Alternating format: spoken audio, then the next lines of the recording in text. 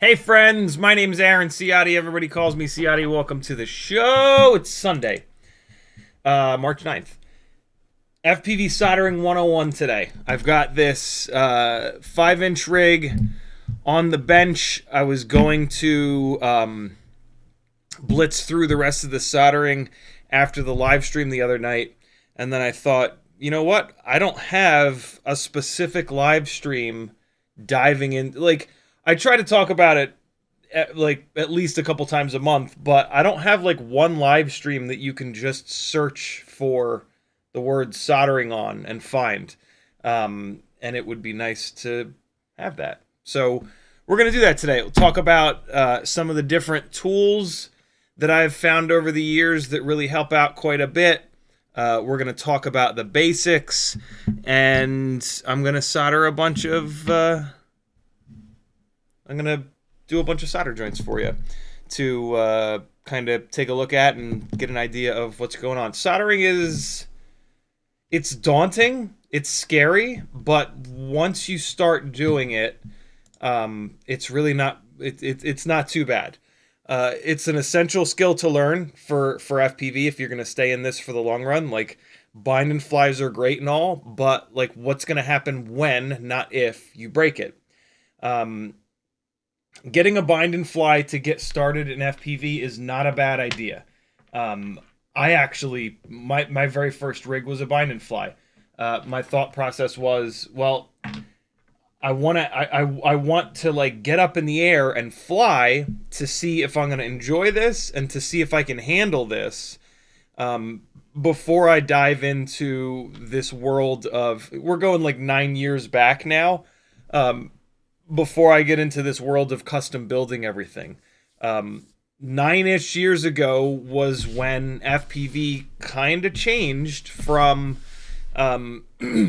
everything was completely custom built to there being a couple of bind and flies available that were actually somewhat decent. My very first rig was the original Emax Baby Hawk. It was all plastic. It was white. It was like the first inexpensive, half-decent flying micro. So for $100, it was $100 FPV FPV drone. First time that they were ever like that inexpensive, but also had somewhat decent flight characteristics. And it was a 2.3 inch rig, 2.3 inch propellers, and it was individual ESCs with 30 gauge wires. The flight controller was VHB, double side VHB taped to the plastic frame. And then there were three 30 gauge wires going to each individual arm LED. And I had never soldered before.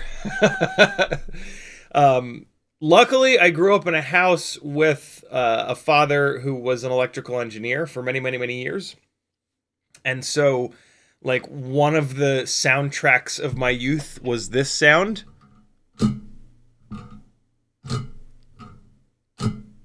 That is the sound of a Weller soldering iron landing in its little stand. And through, I guess, osmosis, I was not the worst solderer ever right off the bat, although I was pretty bad. I never really took an interest in engineering growing up, unfortunately. It's a huge regret of mine because I had such a wealth of knowledge and such a cool guy in my life that could have taught me all kinds of stuff. But instead, I just benefited from his skills and asked him to fix my electronics. But yeah, nowadays, now that I've been soldering for 9 years, and I've specifically taken a bunch of info from my dad, when I started soldering on FPV stuff, I was having a really hard time, and so I started calling my dad, asking him questions and whatnot.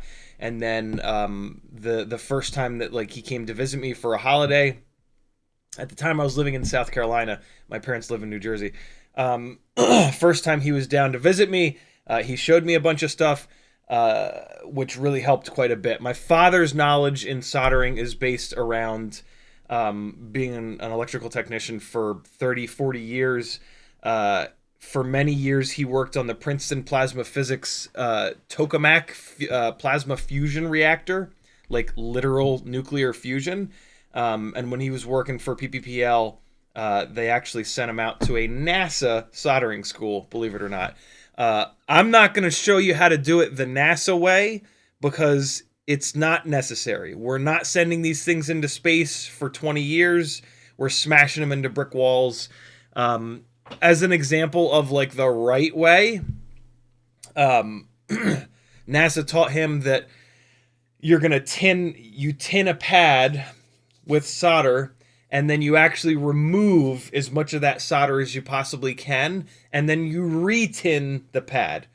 We're not gonna do that. That's gonna add an awful lot of time to all of your builds, and we smash these things so often, we repair these things so often that it's just not worth it. Over the years, and just building many rigs and repairing constantly, I've developed the sort of like the quickest way of doing this that still gives you really good quality results, which is that nice mix. And what's interesting is like, for a while, every single thing that my dad would show me, I would like, I would do it exactly right, and it was all about like trying to get it absolutely perfect. And then eventually, like through conversations with him, like he explained to me, you know, look, like you're doing soldering for a very specific thing, and so your version of what the right way is going to be based upon that specific thing. If you're going and you're repairing these things once a month, once every other month, you don't need to do absolutely everything perfect because that's going to be a waste of time. You want to do it in a way that it lasts for enough time, right? If I have to spend triple the amount of time during the build process so that it lasts 10 years, but then we never do a build that ever lasts 10 years because the technology doesn't even last 10 years, right? And we smash these things into stuff. That's a waste of time. And so the way that yeah, the way that my sort of soldering has developed is if this is like way wrong and this is like too perfect over here, hold on, windows are in the way. If this is like absolutely perfect and this is just abysmal, you know, we want to be like dead center. Abysmal, totally perfect. I tend to be like maybe over here somewhere. My work is probably a little bit too clean, a little bit cleaner than it needs to be, for the amount of time that we get out of these things. But I would rather be there than over here, right? I would rather never, ever, ever have one of these things fall out of the sky because of a bad solder joint. And I think you should too. There are plenty of other things that will cause these to fall out of the sky. Your soldering should not be one of them. And it really doesn't take that much extra time to get it damn near perfect. And it's really kind of the fundamentals. Use flux, proper technique with like bone support. Basically, don't solder with your elbows up off the desk, kind of stuff, because then your hand is gonna shake because all of your muscles are supporting it. Get bones connected to the desk. Get the palms of your hands down. Get your elbows down so that they're on the desk. Anybody that's ever done any shooting will know this as bone support. You don't like muscle the rifle or whatever up in the air. You tuck your elbows in, or if there's something for you to lean against, you lean against it so that you have less muscle holding the weight. It's about having some of the right tools. In the ridiculous thumbnail, I've got the nerd goggles on. Nobody wants to wear these, but when you wear these, you can see what you're doing. And so if you want good quality work, suck it up, Buttercup. Spend $15 on a set of nerd goggles. There's a billion of these on Amazon. And you'll be able to see what you're doing, right? And like, who's watching you solder anyway? If there's somebody watching you solder, tell them to go poop for a minute so you can put your nerd goggles on so you're not embarrassed. So yeah, we're going to dive into all of that. So that you guys can solder a little bit better and so that I can get a little bit more work done on this 5-inch rig. This is my high-speed freestyle / cinematic 5-inch rig. It runs a 40-degree up tilt Hero 12 mount. It's got big old 2506, I think they are, FPV cycle motors to stay nice and cool while it's going super fast. I originally built this rig for a I was hired for a gig chasing outlaw dirt track sprint cars, which will on the straights will get up a little over 100 miles an hour.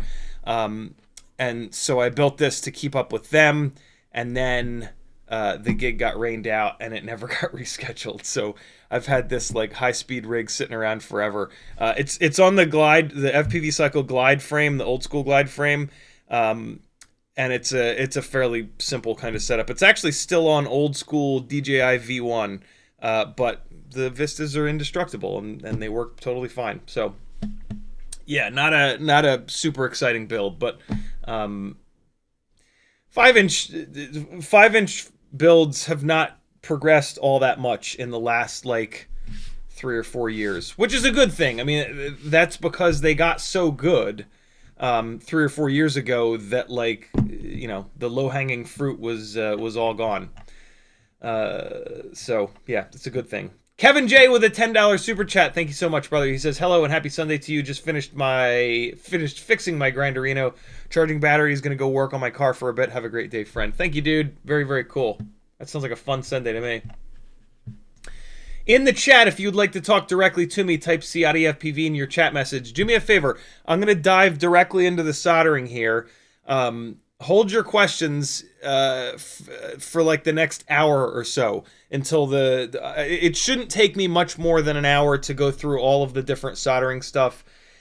So hold your questions if you don't mind. And let's talk about soldering for an hour, and then we'll dive into the Q&A portion of the live stream. CiottiFPV.com is my website where you can support me. This is a totally crowdfunded thing that I've got going. This way, when I review stuff, you don't have to worry about like, oh, is he just being nice about this product because he wants that company to send him more? No, I tell these companies if they're going to send me something for review, if I don't just buy it on my own, I'll tell these companies, look, I'm not going to pull any punches. If you only are looking for good reviews, don't send it. If you're looking for dead honesty, send it. And that's exactly what you'll get from me. Some of them choose not to send anything. Some of them do. And yeah. Streaming schedule is here. Patreon helps me out the most. You can join my Patreon for $3 a month. That's only 10 cents a day, my friends. I guarantee you I will save you at least $3 a month from buying garbage or breaking stuff by teaching you to do things the right way. Etsy has some really fun stuff for sale. Bunch of stickers, bunch of hardware. There's a full build, actually, a full custom build up there right now. And I just got my restock of pin. I haven't even had a chance to put them back in stock on the Etsy store, but pin vices, 0.99 millimeter drill bits, 1.47 millimeter drill bits. Yeah, they are going to go back in stock this afternoon over on my Etsy store. So keep your eyes out for that. Fiverr, you can schedule time with me one-on-one. I've got over 8 years of FPV knowledge. If you want good answers to questions rather than the more than 50% bad answers to questions on Reddit and Facebook groups, and I'm not exaggerating that, it's more than 50% of the time that the answers on those two places are dead-ass wrong. You can schedule some time with me, half an hour, hour-long sessions. You can do it through Fiverr if you want the protection they offer, or you can just contact me up here at any of these, and we'll schedule it out, and you can learn a whole lot in a short amount of time. Teespring's got some really fun shirts like this one, and many more. Buy a shirt, take a picture of yourself wearing a shirt, wear the shirt to the next FPV event, and then anybody else wearing a CiottiFPV shirt, you can be like, oh shit, my man, you like the good guy. You like the gangly guy. And you'll make some more friends. Take a picture, put it on Instagram. I'll tag you for sure. PayPal if you want to support me directly, but you know that Super Chats are evil because YouTube takes 30%. They're not evil. They give me this place to hang out and do these live streams. Unfortunately, it's not a very good place anymore. It usually crashes 2 or 3 times per live stream. But hey, the e-shitification of this world is not just on YouTube. It's with everything. Searchable live stream transcripts. This is pretty cool. A guy by the name of Craig is working on this. Check it out. It's literal transcripts of tons of these live streams that you can search for specific words. Going to my channel here, you can search through the timestamps that Apache Smoke Wounded Sniper and Quadbot have done. So you come in here, and then there's a little tiny magnifying glass here. If you click this, this will search on my specific channel. This will search the names of the videos and live streams, the descriptions, and I believe the comments that are left. And so if you search for Walksnail 1S, for example, it's going to find a whole bunch of live streams with 1S Walksnail information in them. Quadbot and Apache Smoke Wounded Sniper have done these excellent little timestamps here. And so it will search these, which is great. But this is not a transcript. This is not a word-for-word transcript. This is a summary. And so in my opinion, the first thing that you want to do if you're trying to find something specific is to search my channel here. This is the first best bet. You might find an entire live stream with the answer to your question. If you're coming up dry using this method, then you can dive into the transcripts, and now you can start searching individual streams. Craig is working on a way to search all of the transcripts all at once, like a global search here. But for the moment, you can click through to each individual stream and the entire transcript is here. So you can now do like a command or control F and search for PP. And as you can see, during this live stream, I did not say PP. Go me. So yeah, lots of different ways that you can find the info that you're looking for in individual live streams. This is super cool. I really appreciate Craig doing this. This is really neat. But if you were to search all of the transcripts for Walksnail 1S, you would get a million hits on that, right? And so by searching my website first, I think that's a better idea, because then you might find a whole, like I said, a whole stream talking about it. And then if you're having trouble finding it, you can dive deeper into the transcripts. It's very, very cool that so many of you have these skills to do these things, to make these live streams more easily searchable. Long form content is the way, my friends. I know that shorts are easier to watch and they give you a better ratio of dopamine to time, but 60 seconds, 30 seconds, it's just, even a couple of minutes, it's just not enough time to get the point across. It's not enough time to actually, especially with FPV, it's not enough time to fully answer a question and give you the information that you really want. And so, yeah, long form content, my friends, support it, do everything you can to keep it alive, because unfortunately every day it becomes harder and harder to do it this way. And then another way to support me, which is totally free, is to use my affiliate links. Change your bookmarks over to my or someone else's affiliate links. Try to use an affiliate link every single time you buy something on the internet. There's no reason not to. It doesn't affect you negatively in any way.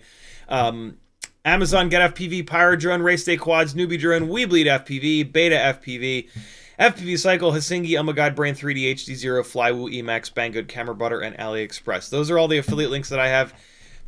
If you're like me and you don't use bookmarks anymore, and like you just type AMA to go to Amazon, when you type those first couple letters and it makes the suggestion, you can remove that suggestion. On Chrome, it's this little X here. If I click this X, I'll remove this suggestion. I'm not going to do that because this suggestion is my affiliate link. And so that's something that you can do. Type AMA, remove whatever suggestions you currently have, and then hit my Amazon affiliate link a couple times in a row, right? Just click, click, click, click, click, click, click. And then your browser is going to think that when you type AMA, you want to go to my Amazon affiliate link, and then you don't have to remember every single time before you check out to hit someone's affiliate link. Help people on YouTube make the content in a way that it's free for you to watch by doing stuff like that. Remove your suggestions if you don't use bookmarks from a bunch of these different websites. Hit someone's affiliate link a few times in a row, and then you don't even have to think about it. The affiliate links do get cleared out when you check out, so you literally have to keep hitting them. You can't just roll through here and hit all my affiliate links one time and you're good forever. You have to continue to hit them. So there's a couple of ways that you can support the people that make the content that you like to watch for free here on YouTube. Apache Smoke Wounded Sniper in the chat said, "What's up, CiottiFPV? How you doing?" I answer this question as honestly as I possibly can normally, because that is one of the things that I've learned in dealing in how to best deal with the mental illness issues that I have. Sometimes I don't, like if there's a lot going on, or if I'm totally overwhelmed, or if I just feel fine, which is pretty rare, I'll just blast right through it. But at the moment, I'm extremely tired, and I've had a couple weeks of pretty nasty depression that I think maybe I'm crawling my way out of a little bit. I was thinking that a few days ago, and then I fell right back down into it. If you have mental illness shit going on, you're not alone. I've struggled with it all my life. It sucks. It's not fun at all, but it is a real thing. Okay, it's not something that you can just pull yourself up by your bootstraps and get past. It's a real thing, and people kill themselves because of it every single day. I lost a really good friend in November of last year, a couple weeks after the election, to it. It's a real thing, and it's not going anywhere, and it's actually getting quite a bit worse. So you're not alone. I've got on my website here, I've got a link to the FPV Therapy Facebook group that I've got. over on my there's a link to my Discord. On my Discord, there's a channel called FPV Therapy. Come on over, read a bunch of our stories. It'll help you not feel so alone, which is one of the things that depression in particular does a really good job of, is make you think that it's just you. Yeah, maybe feel a little bit better about yourself. A lot of us are going through it, and we do as many things as we possibly can, but it's super difficult, and it doesn't go away, unfortunately.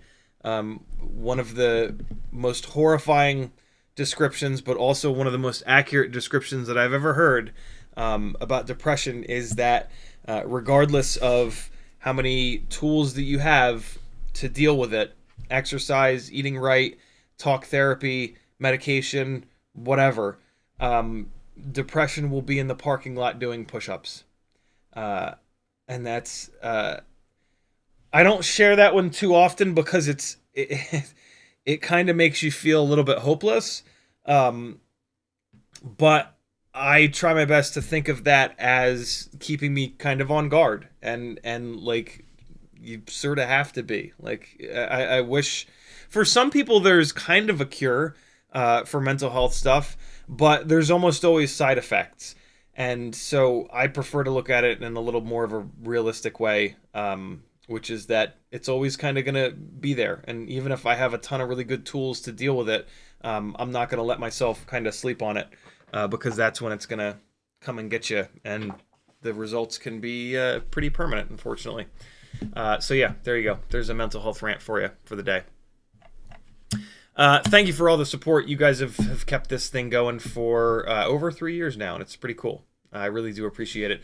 Patreon, for whatever reason, continues to kick people off at the beginning of the month that don't want to be kicked off. So check your Patreon. They used to be auto-renew. Now, apparently, you can choose auto-renew or just 1 month. The default, I don't think, is auto-renew anymore. So if you want to be on my Patreon, or if you just have a few bucks a month to spare, because it is the way that I can continue to do this, jump onto the auto renew, and yeah, we'll keep hanging out together 4 times a week. Every Day with Bruno tagged me and said, "This is what I've been working on, trying to do 15 minutes a day, but man, mental health is on a downward slide right now." It's not just you, brother. You know, watching the world burn is tough. Levster says, "Hey gang." Weber says, "What's up, CiottiFPV and the Gangly Gang?" Render says, "Gonna go fly my 6 batteries on my 3.5 inch and listen in." Very cool. Drunzen says, "What's up, man? Hope you're having an awesome weekend." Yannick says, "Happy Sunday. My Crux 35 VTX plug broke without even flying the thing once." Oh boy, FPV is something else, isn't it? FPV is something else. Live stream live, I can see it. Oh, you're fucked, bro. There's really not a great way of fixing that. Like, you can kind of fix it, but it's never gonna it's never gonna be strong again. Yeah, the best thing that you can do here, actually, for strength, is going to be to cut the wires and direct solder the wires onto these tiny little pads here. Trying to re-solder this connector onto here is going to be outrageously difficult, and it's probably not going to be... Because the problem is, the connector is... the connector is rigid, right? And so you've got 2 ground on the PCB there. You've got 2 ground pads up on the front that are there to hold that plug header down, and then you've got 1, 2, 3, 4, 5 pads in the back. Without a hot air station, with an individual soldering iron, you're going to heat one side up. You're going to get that plug to go down.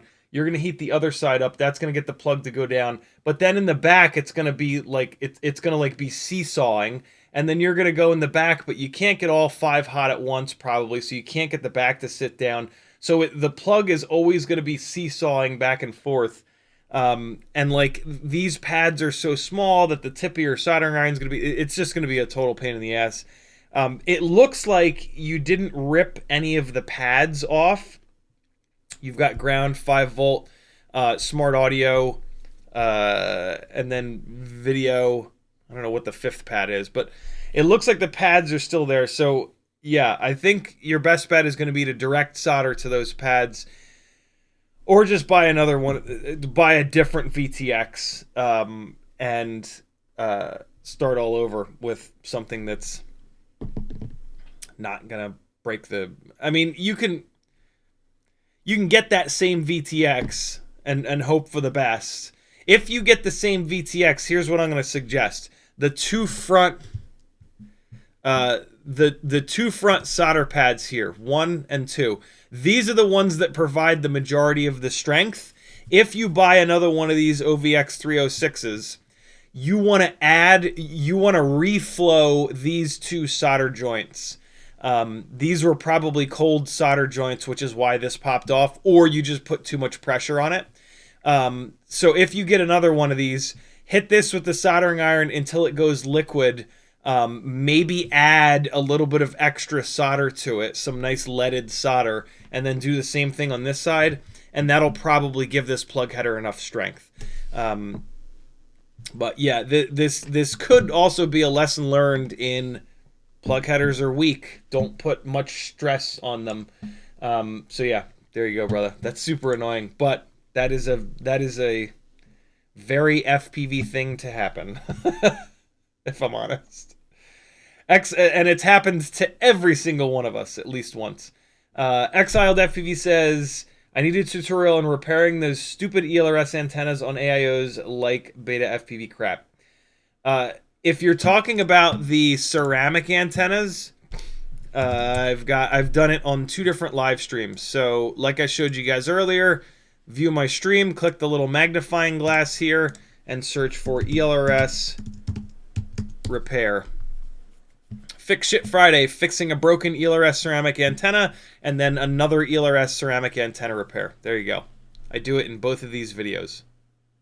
2 years ago and 1 year ago. I used the same live stream because I'm lazy. The same thumbnail because I'm lazy.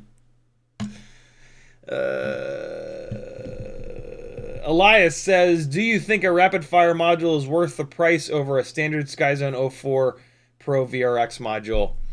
Probably not, to be really honest. I mean, unless you're doing like long range stuff. But for everything other than long range, the rapid fire is awful expensive. Like, it's super nice, and sometimes you can find them used for not $150, but boy,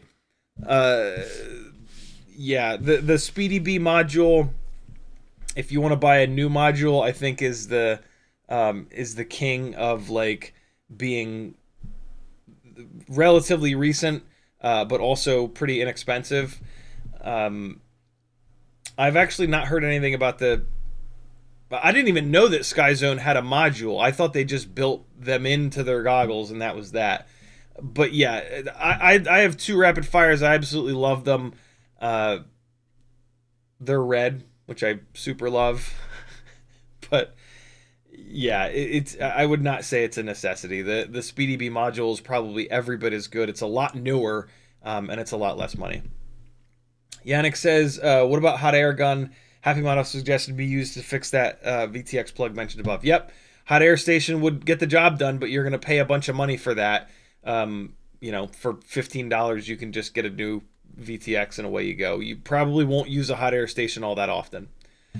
Kevin J, thank you again for the generous super chat. Uriel says, old school like me. Uriel also says, I was in defense fixing space parts.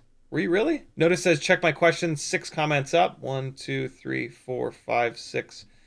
It says, why does NASA rely on soldering versus crimping? My dad actually prefers crimping. That would be a question for him. He comes on the live stream every so often. So next time he's on the live stream, you can ask him that specifically. I can almost guarantee you what his answer is going to be is that crimping is for certain situations, soldering is for other situations. There are scenarios where soldering is the best, is the right answer, and there's scenarios where crimping is the right answer. I'll also guess that like connecting a wire to a PCB is where soldering is the best bet, and then like connecting wires together, or well, yeah, situations like connecting wires together is where crimping is going to be the best situation. Solder joints are not super strong mechanically. Solder is not a good mechanical. It doesn't have good mechanical properties. Crimping does. So scenarios where things are going to get yanked apart, I'm assuming that crimping is the way to go. Scenarios where the flow of electricity is more important than strength, I'm gonna bet is where soldering is a better bet.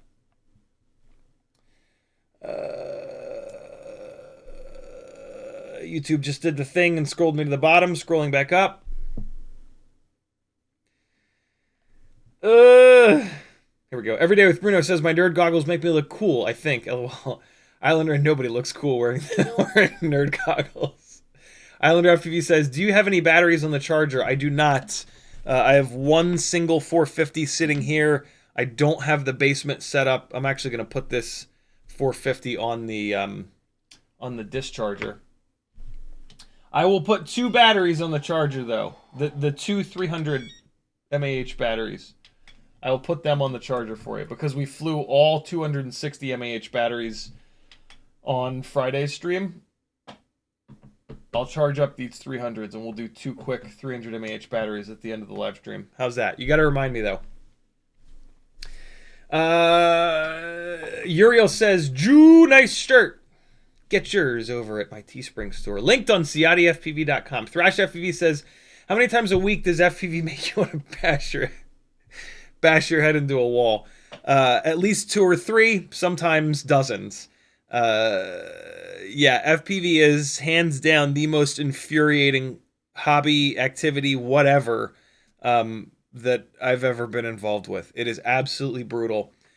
But the people that stay in it for more than 6 months are all crazy.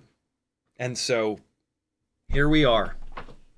A bunch of stubborn ass mules. Smoking Dog Cujo says they now have nerd goggles with an internal LED battery, no more heaviness.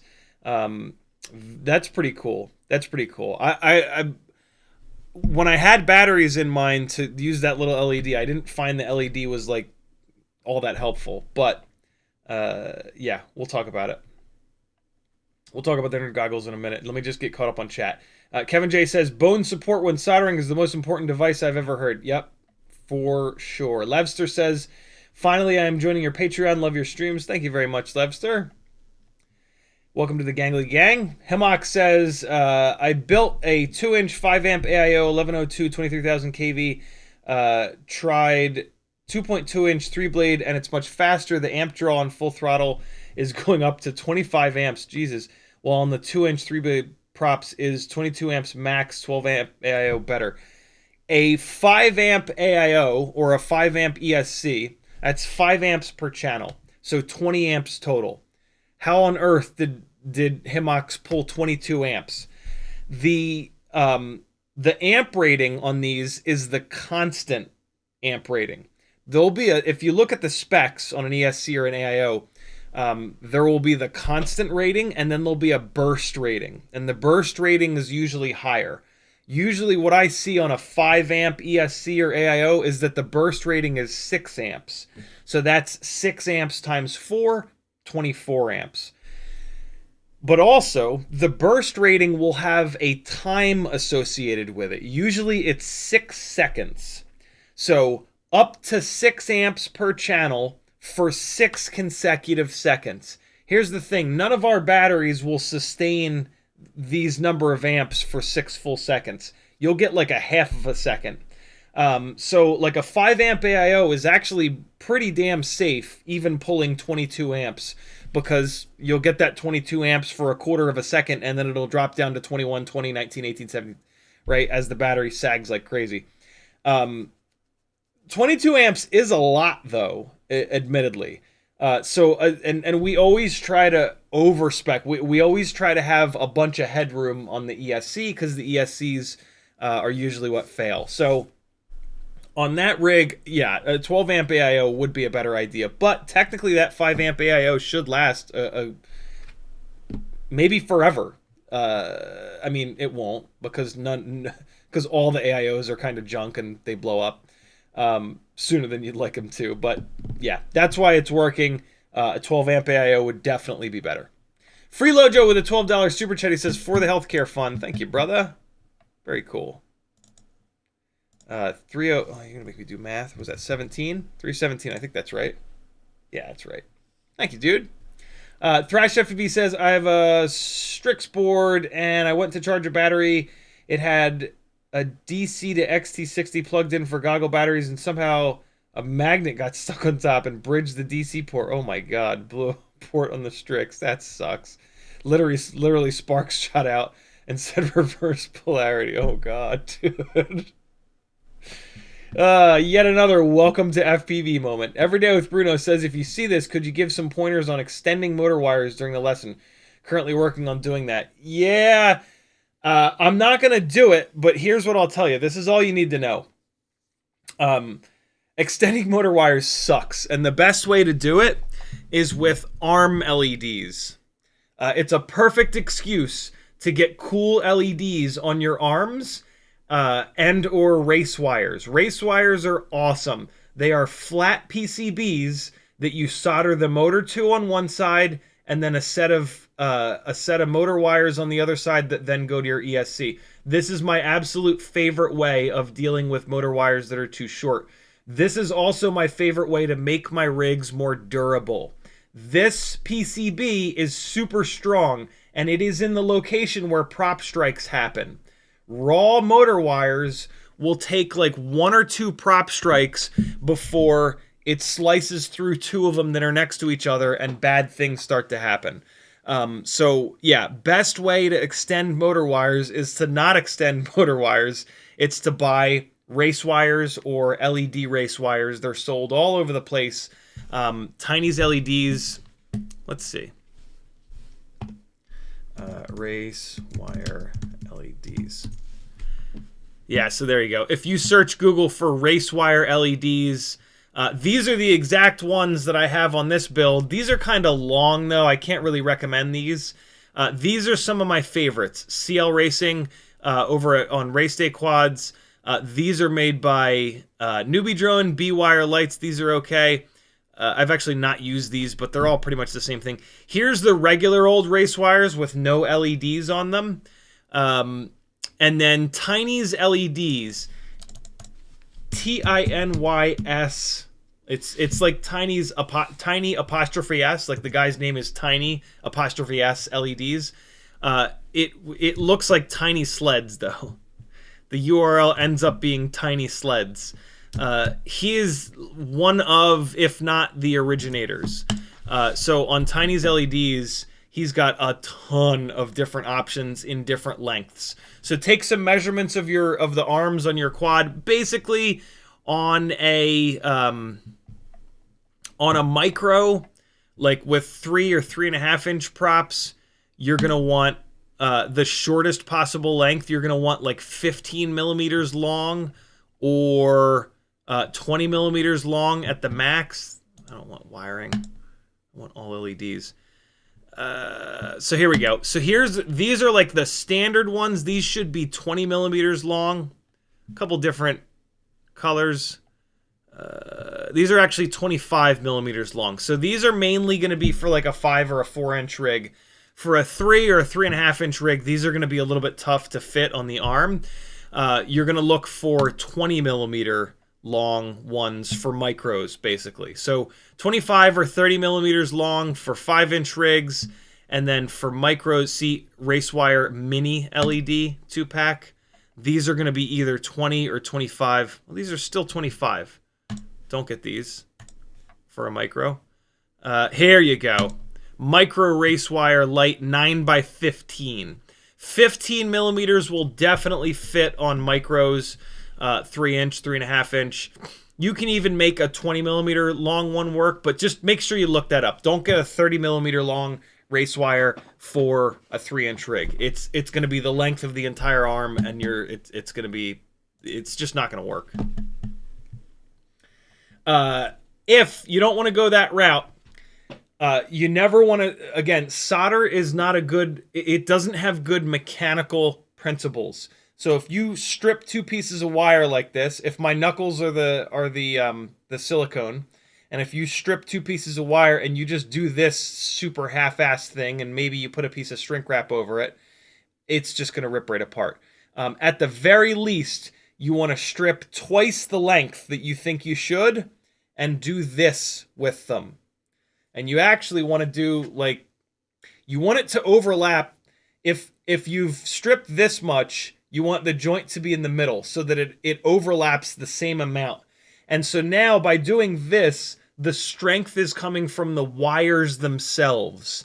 And then you're going to do a big round blob of solder all around the whole thing to make sure that it doesn't do this. So the actual pulling strength is coming from the wires rather than the solder itself. You ever notice solder is like kind of soft, right? It is. It's soft because it can, so that we can melt it at a low temperature. That makes it not very strong. The wires are harder. And so this is what you want to do. But race wire LEDs are awesome. They also, you know, make it so that you can find that when you turn on your beeper, they flash, so it makes it a lot easier to find your shit. If you got a quad stuck up in a tree, the beeper is not, if it's 100 feet up and there's a couple of trees, the beeper ain't going to do you any good. But if it's sitting there flashing, you'll be able to see it. So the arm LEDs are really, really, really nice. And they're cool looking. And they're fun. Talha says, what are your thoughts on the SpeedyBee 25? I don't even know what that is, but man, SpeedyBee has been making some really good stuff, so it's probably really good. Cold Front and Penguin says, can I mix and match ESC and flight controllers? Absolutely. You just have to look up the pinout for the connector between the ESC and the flight controller, because when you mix and match, even sometimes when you don't mix and match, those pinouts will be different. And if you send like raw voltage from the ESC up into like a TX pad on the flight controller, you might blow it up. So you got to look at the pinouts between the two, and you got to match them up wire by wire by wire by wire, which is a little bit annoying, but it's totally doable. BMF Spade says, my soldering station has a hot air station, all-in-one, got it cheap off Amazon. That's super cool. Uriel says, at least there's somebody next to me who says we're crazy. Indeed. And I'm caught up. Awesome. All right, cool. So, fair warning, questions in the chat are going to just sit for a while because I'm going to dive into Soldering 101. All right? First and foremost, gear. The gear is kind of important, but it's not the most important thing. I'm just going to move over here, and we'll kick the bench cam on, and I'll just do everything through this camera. My apologies in advance for this camera's inability to autofocus all that well. Solder is important. MG Chemicals makes really good solder. There are other brands that make good solder, but MG Chemicals is kind of like the biggest brand. What you want is 63-37. If you can only get 60-40, that's okay. It's not the end of the world. But 63-37 is a little bit better. It gives you a little bit more time when it's cooling down. And it has slightly better properties here. There you go. MG Chemicals, 63-37. Almost all solder has flux at its core. This has 2.2% flux. That's normal. 22 gauge, that is the thickness of the solder. This is not super thin. This is also not super thick. Some people might like 20 gauge. Some people might like 24 gauge. 22 gauge is a good, nice round number.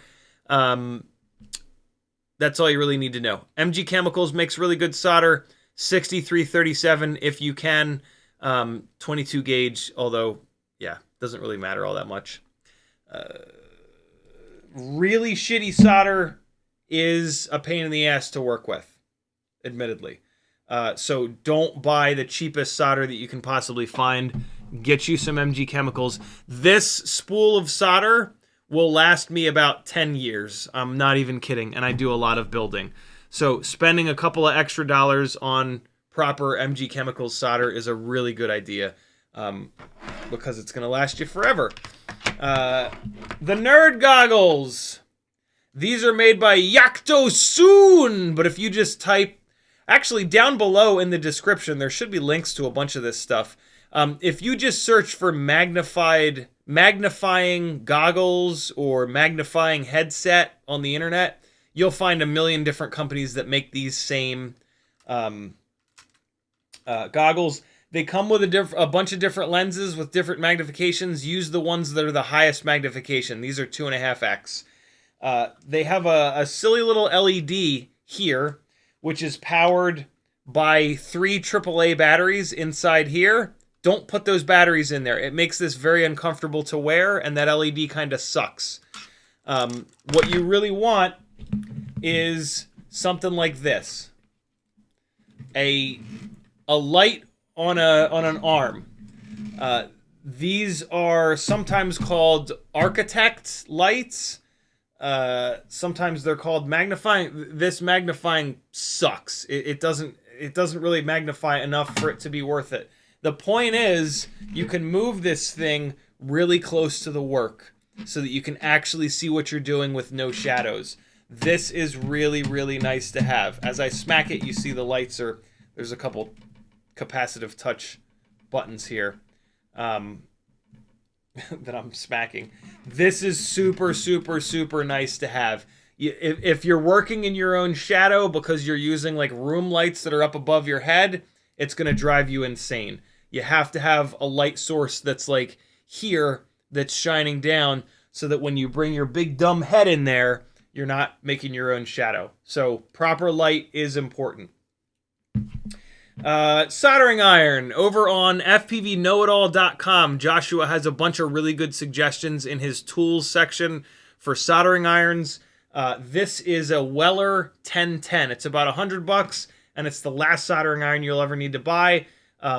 You can get soldering irons that are just as good for a little bit cheaper, but Weller is an old school company, and my dad's soldering iron that made this noise for my entire youth was also a Weller.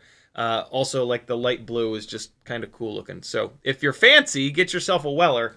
If not, the Hacko is every bit as good. Flux.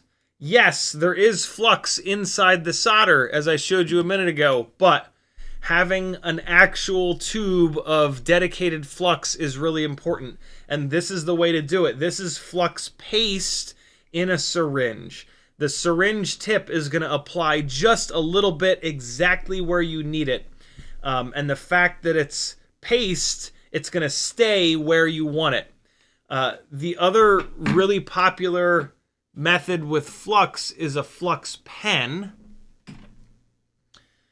which has like a one of these little tips, and mine is actually all dried out because I haven't used this in forever. This will dispense liquid flux, and it's handy because you can just really quick go bing, bing, bing, bing. But the problem is the liquid flux, it runs and it's really thin, and it doesn't stay where you want it to be. So I almost never use this flux pen anymore, to be completely honest with you. A way of holding the work down is important. The easiest thing that my dad showed me was just masking tape. If you're working on a component, you just do a strip of masking tape to hold it down so that it doesn't move when you're trying to work on it. Everybody has masking tape. An even better solution, though, is the OmniFixo. There are lots of different helping hands available that have little alligator clips on them, and they're all trash. And if you have them, you should throw them away.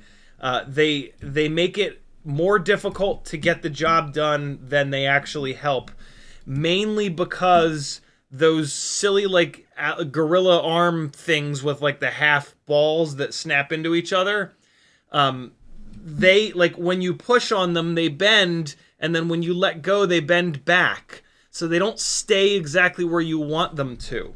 The OmniFixo is magic because it uses magnets with a little piece of rubber and then a ball. And so when you push it, it stays exactly where it stopped. It doesn't do this thing where like you push it and then when you let go it moves back a bunch. You move it and it stays exactly where it should be. Also, the jaws open flat.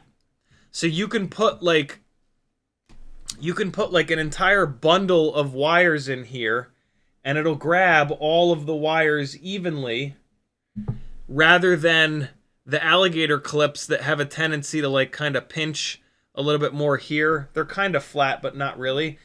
These are amazing. The OmniFixo is absolutely fantastic. I think it's like $20 or $30 something.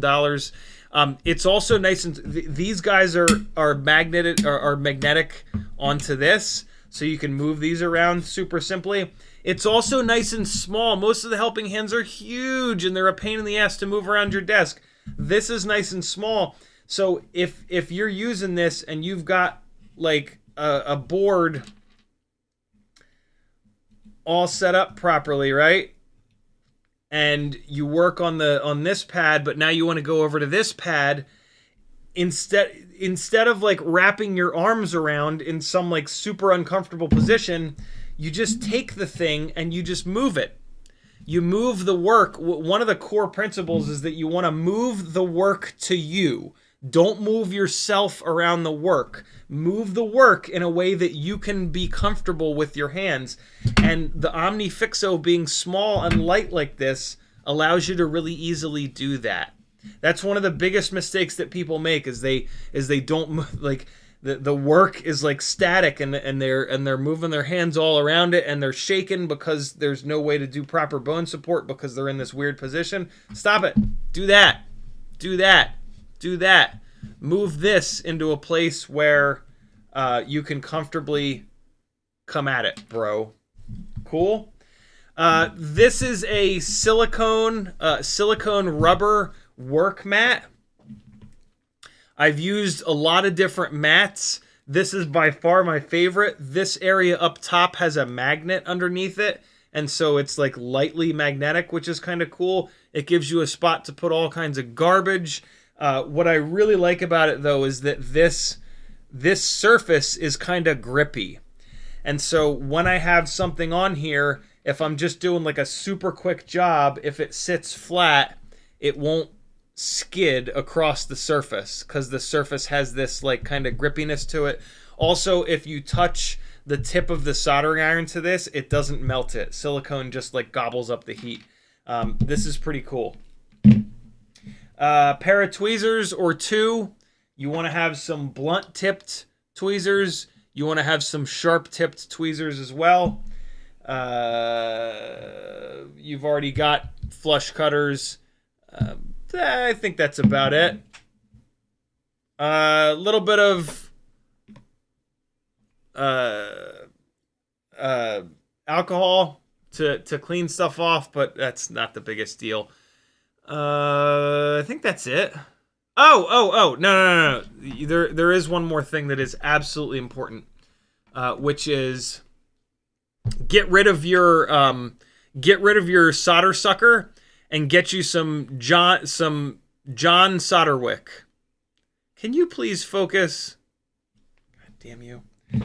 Get yourself some Solderwick. This is the way to remove solder.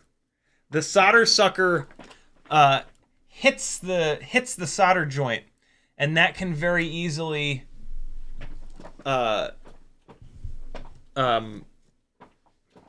when you put heat into a solder pad, I said solder joint, I meant to say solder pad.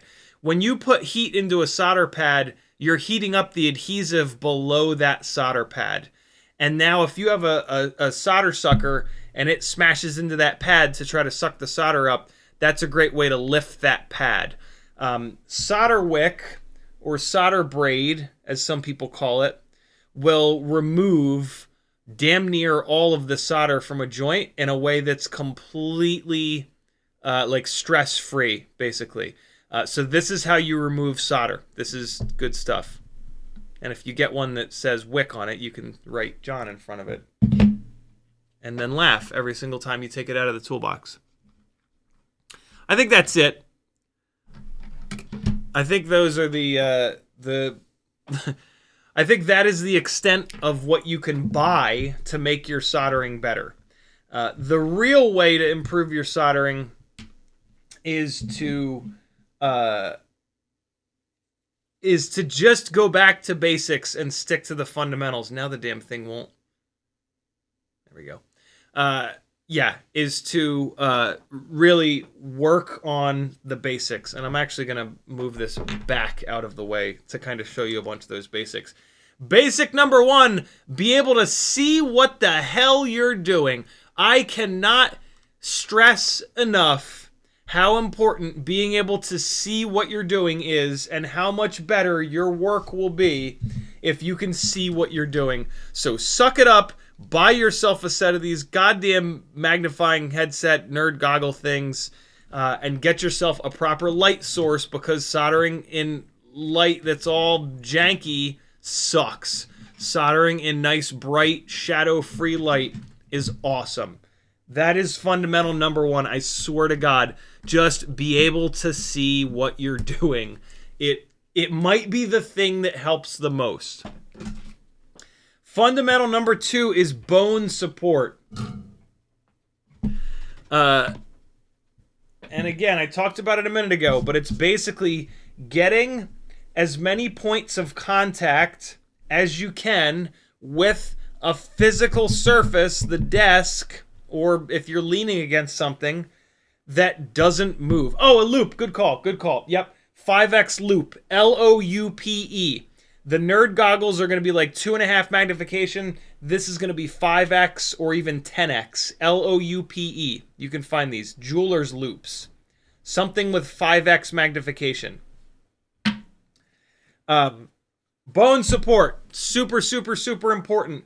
The easiest, I mean, starting, like, worst case scenario. I'm going to have to move over for this. Worst case scenario is that you're soldering with your whole arm up in the air. You've got to use these muscles up here. You've got to use muscles all the way down your arm and all the way up here to hold the weight of your arm and the soldering iron. And no matter what, this is going to shake. One step better than this, there's an armrest on this chair. One step better is to get my elbow down on the armrest. If I can at least do this, these muscles don't have to work anymore. It's just muscles from here because I've got bone support on the arm of my chair. If you can, like, twist yourself sideways. So first step is to try to get your elbow down. Even better than that is to get your wrist down. Get your wrist down on the table. Now you don't have to use any of these muscles. You just use the muscles in your hand. This is really where things start to get good, and you start to have a situation where there's not a lot of shaking going on. Even better is to get this part of your hand down. We're just shortening the amount of distance between the tip of the soldering iron and the muscles that have to work. What I really try to do is get my hand down like this and roll it. Roll my hand over so that I can hold the soldering iron like this. Now I've got a connection point right here between the desk. That's barely going to move. Also, by doing this, you're flattening out the soldering iron. And if you look at the tip of the soldering iron, the flatter you get it, the bigger the contact patch is going to be. You want to transfer as much heat as you can, as quickly as you can.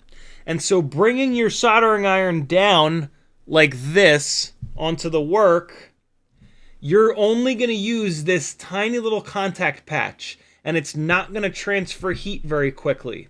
Versus if you flatten the soldering iron out and you bring it in 90 degrees to the work, you can use the entire flat part to transfer that heat quickly. And so that's one of the other reasons that I tend to roll my hand down on the desk like this, is so that I can flatten this soldering iron out. When you put this part of your hand down, look at the angle that happens, right? You're bringing this thing in at a really steep angle. Yes, you can push the work forward. You can push the work forward, and you can bring it in at relatively flat of an angle, right? Like the tip has this little angle on it. And so if you look, it's pretty flat here. So if you get the work all the way out here, absolutely, you can bring the soldering iron in. But now look at the distance, right? Look at the distance between the tip of the iron and your bone support point. This is going to shake more than this. This is actually my absolute favorite way to solder, is to roll my hand down like this, let the soldering iron kind of sit. You don't even have to grip it. You've got this little bit of weight from the cord, and it just sits really nicely right here. Your fingers are nowhere near the hot bit, and it's super comfortable. You can kind of even pull it in like this. Whatever is comfortable for you, though. This is also, like, I'm a drummer, and I took many years of private lessons from a jazz drummer, and so this is matched grip. So this is also comfortable for me because of that. But it's still, it's a really comfortable way to hold the soldering iron. It's nice and balanced. You're not having to like use your muscles to lift the cable up. Speaking of the cable, get your cable run in a way that it has a little bit of weight to it, but not a lot of weight. See it looping down here? Make sure the cable is not getting all tangled up in your lamp here that shoots on your stuff. Get your soldering iron cable into a spot where it's not getting all tangled. That's just one of those other things. One of those simple life tips. Manage your cables, my friends. So yeah, that's one of the biggest things with the soldering iron, is that bone support, to make sure that that you're not shaking. If you're shaking, there's a potential that you're going to bridge to another port. If you're soldering two pads that are really close and you're shaking, there's a chance that you might jump these two together, and then you have to completely undo everything and restart. The other issue with shaking is more with your offhand. When you solder something down, you put a bunch of heat into the solder, it turns to a liquid state. When you remove the heat, it's going to cool down and it's going to go back to a solid. If there's movement, if there's shaking, if this is the pad and this is the wire, if your offhand is shaking when you're holding that wire on the pad, as it cools, it's not going to solidify in one big thing. You're going to be moving it, and it's going to solidify here, and then you're going to move it back, and it's going to have like little internal cracks in there, basically. That's called a cold solder joint, and it is not strong. Cold solder joints are the ones that fail. So you can have a cold solder joint that's perfectly shiny. They're not always dull. Sometimes they are. A dull solder joint means that it's dirty and it's oxidized because you were on the joint for too long and all of the flux burned off and then it started to oxidize. That's not a great thing, but even more important is that you hold hold everything still when it's cooling down. Don't blow on it. By you blowing on it, you're going to introduce some motion. Just stare at it and just relax and try to stay as still as you possibly can. If you've got good bone support, you want to have bone support on your offhand too. If you're holding wires, get your left hand flat down and try to hold the wires in a way that they're not moving at all. Denzel the Terrible says, I looked away for a second. Can you show the match grip thing people are talking about? I tend to hold the soldering iron like this, like I used to hold drumsticks. It's hard for me to show you on this camera.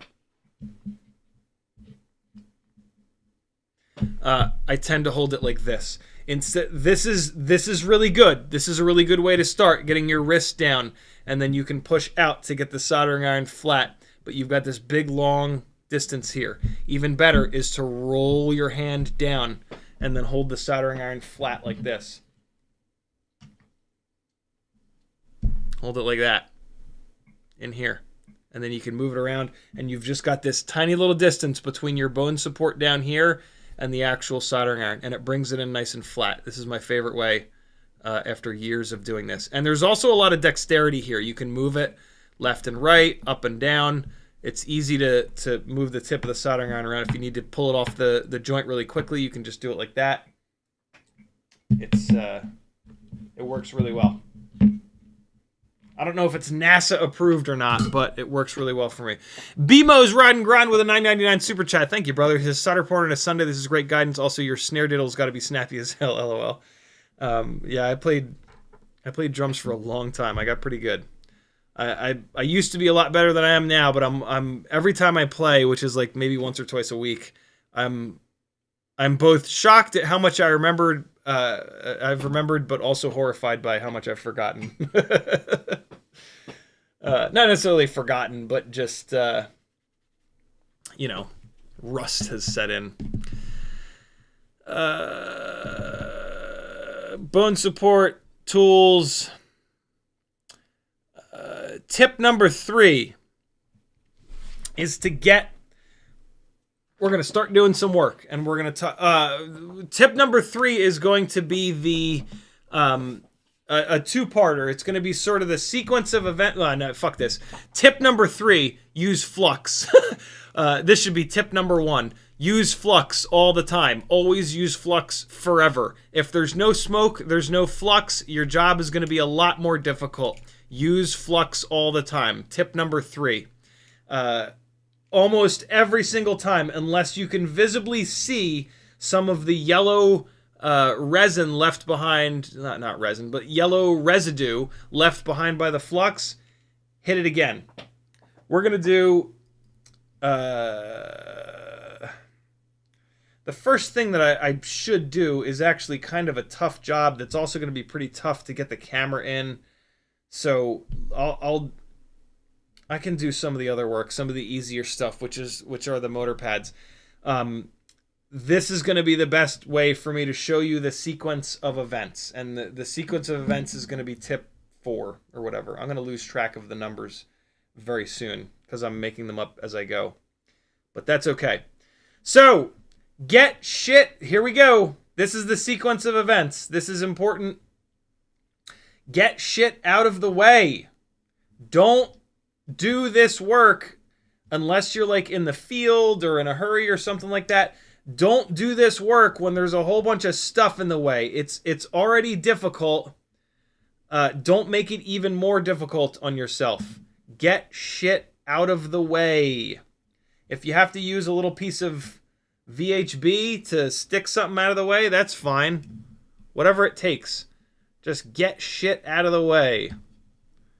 The little OmniFixo, you can actually pull the little guys off, and then you can just use them as little clamps, which is kind of fun.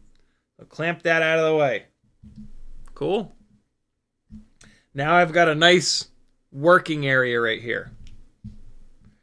Flux first. We're going to do, think about if you want to work left to right or right to left. I will typically work left to right because the soldering iron stays out of the way, which I hold in my right hand. This one, then this one, then this one, then this one, then this one, then this one.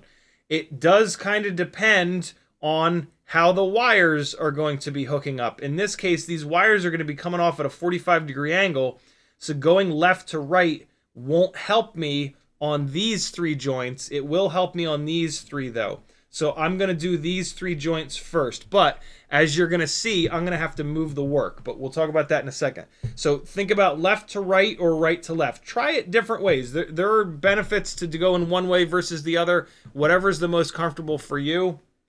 is the way that you should go. Turning the soldering iron on, I run my soldering iron at 700 degrees Fahrenheit. That is hot enough for big solder joints, but it's not so hot that it's impossible for 30 gauge wires. So while we're waiting for the soldering iron to come up to temperature, I'm going to flux these. First thing I'm going to do is put the goddamn nerd goggles on. For God's sakes, put these on. All right. I gotta hold the soldering iron like a marimba player doing 4 mallets. I never learned to play marimba. So first things first, we're gonna put a little bit of flux paste on each one of these pads. I'm doing the first 3 pads on the left here, so we're gonna put just a little blob on 1, 2, and 3. This ESC is not hot yet, so it will stay as flux paste. This is how much I'm putting on there. I'm going to set this camera to manual focus because otherwise it is going to drive me completely insane. Manual focus as close as it will focus. So the little blobs on top are the solder. Sorry, the flux. So these pads I have already tinned. These pads have a layer of solder all the way up on top. I did that on the previous live stream. I've now added a little bit of flux, which, boy, can you not see. They're so shiny that it's really hard to see the blob of flux. There you can kind of see it. But yeah, just a little bit of flux on top. Why is that not showing up worth a good goddamn? Exposure. Manually adjust the exposure. Wow, it's still hard to see it. Well, it's there. There's a little tiny blob of flux on top of each one of those. I think you can maybe kind of see it. Hopefully. There, you can kind of see it. There you go. There you can see it on the left one. That left one has a little bit extra, but that's okay. All right, so now we've got the pads tinned. All tinning means is that you've put a coating of solder on each one of the pads. You're also going to tin the wires so that when you connect the pad to the wire, you've got all the solder that you need already on it. I'm going to move these wires out of the way and down a little bit here. And then I'm going to work this first wire here. So you can see the tip of that wire, this wire on the left here, has a bunch of solder already on it. The pad, the far left pad that I'm going to hook it up to, already has a bunch of solder on it. So I don't have to try to grow a third arm to both hold the wire, hold the soldering iron, and add solder. This is super important. You need to have the wire tinned and the pad tinned. And if you do, the process is going to be nice and simple. And I will try. It is incredibly difficult to do this work with the camera all up in there. So the quality of my work right now is not going to be as good as I would like it. But I'm doing this to kind of show it to you guys. And if I have to, I'll come back after the fact and fix this. There you can really see the flux. I'm pushing the flux around. Not on purpose, but because everything is in the way right now. Look where the silicone is. I want this silicone to hang off the side of the pad. I want the wires to sit perfectly flat against the pad. That's important. Let me just do this real quick, and then we'll talk a little bit more about it. I took the soldering iron out of the stand and I cleaned it right away. I'll show you that in a second. See how the silicone is now hanging off the side? Nice and steady with my left hand with tweezers. Bring in the heat. I don't have flux on top of the wire, so it's taking a second. Well, okay, look, if you're new to soldering, here's what you want to do. You want to flux the pad, and then you want to flux the wire as well. You saw how long I had the iron on the wire just now, right? And nothing happened. Now I've added a little bit of flux. Watch this. Ready? Wow, it's still kind of struggling. There it goes. Everything goes fluid. Give it a second. Reposition if you need to. Push down. I like to push down a little bit on the wire. Nice and still. Give it a chance to solidify without blowing on it, without any other nonsense. That is really, really nice. We've got the silicone off the side of the pad. The wires are sitting totally flat, and it's at the right angle. I took a little bit long to do that. I would have done that a little bit faster. I would like to have done that a little bit faster, but that's not too bad. I then push on the wire a little bit just to get a little bit of an angle going there to get it out of the way of anything that's going to kind of hit it. You can see that I've soldered these wires. The solder has crept down into the wire. The quicker you are on the pad, the less this will happen. This is not the end of the world, but ideally there would be a little bit less of a section here that's kind of solid. So in terms of how that's not the right button. In terms of how the wire sits on the pad, right? You've got your PCB, and then you've got adhesive, and then you've got the metal pad. If you pull straight up on that metal pad, you pull straight up on the adhesive, and it's easy to lift and rip that pad off.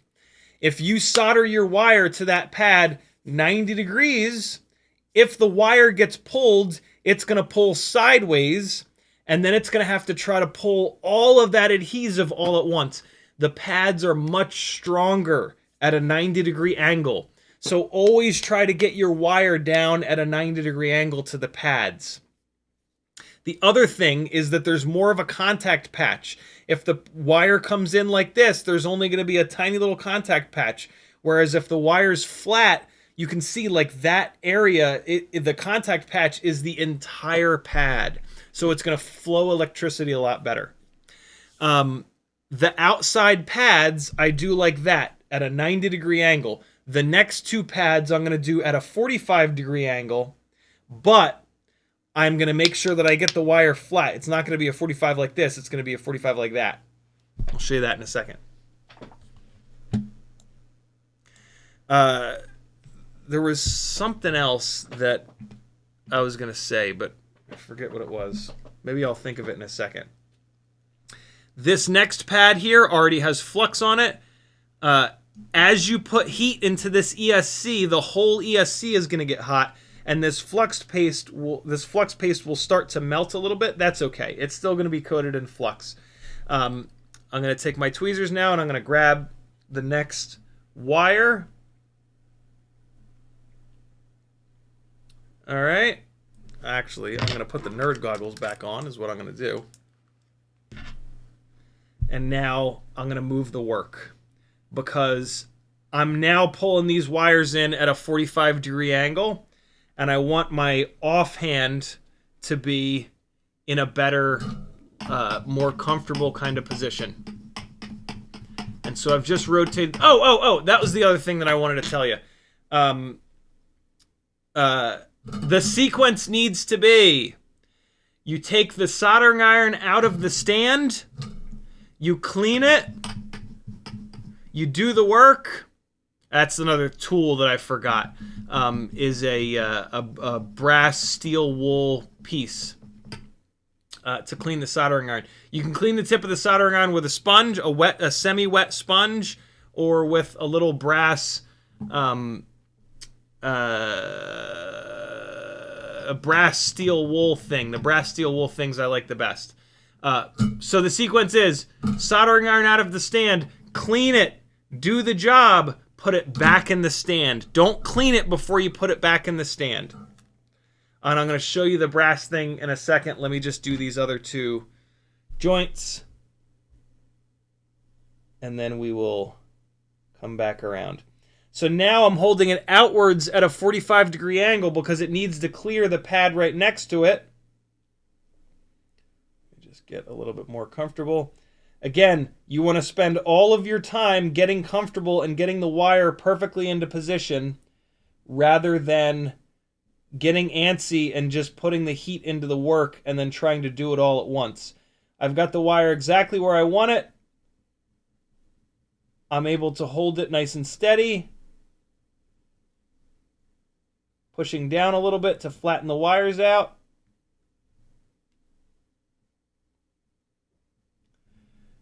And that's pretty good. There's not quite enough solder on there. Now you see how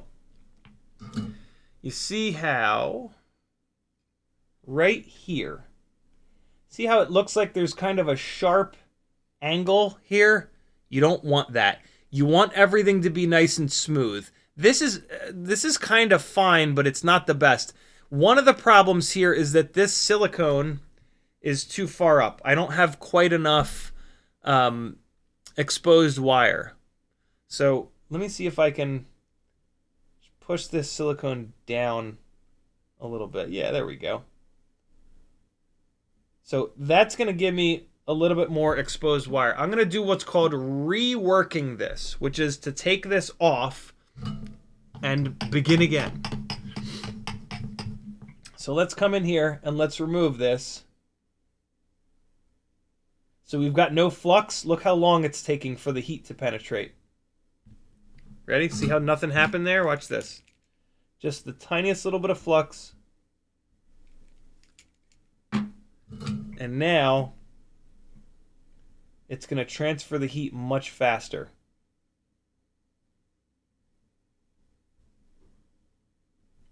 I should have put a little bit more flux. The other way to transfer the heat faster is to do what's called tinning the tip of the soldering iron. Take your little roll of solder here. You just wrap a bunch of solder around the handle of a screwdriver, and then you can make a little thing like this. Put it down next to your little work area. Hold the wire, get the tweezers into position, and then just drop the tip of your soldering iron down on this little spool of solder and just pick up a little tiny bit of solder on the tip of the iron. If it's not working, the tip of your iron is dirty. Clean it. The tip of the soldering iron oxidizes immediately when you're done cleaning it, and when it's oxidized, it doesn't transfer the heat. Now that it's nice and clean, drop it down in the solder. This is also what's happening when the solder will not stick to the tip of your iron. There we go. Clean tip of the iron. I picked up a little bit of solder. Now when I drop it down, it's going to immediately transfer the heat. So the problem that I'm having right here with this wire is there's not enough solder on the pad or on the tip of the wire.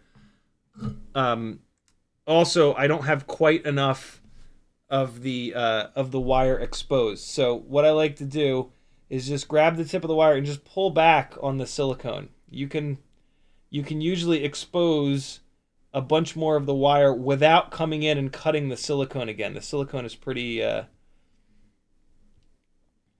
sort of malleable and stretchy. So now you see that? Now I've got a bunch more of the wire. In tinning the tip of the soldering iron, I also added a bunch of solder to this solder joint. What I'm going to do, though, this next time is I'm going to tin the tip of the soldering iron again right before I do this work. And that's going to add even more solder. So clean the tip, get the wire into position. I have enough flux from a second ago. Get the wire into the right position there. Now with the silicone backed off, drop the tip of the iron down on the little roll of solder. See, I picked up a little solder ball there. And now bring the work in. That's going to decrease the amount of time that it takes for the heat to transfer.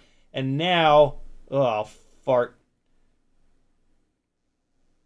And now at the last second, I can... whoa, boy!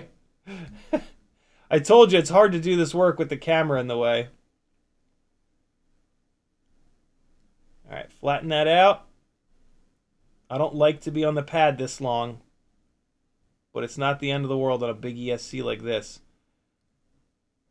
All right, transfer all that heat. Oof. Okay, so this joint is a little bit better, but it's still not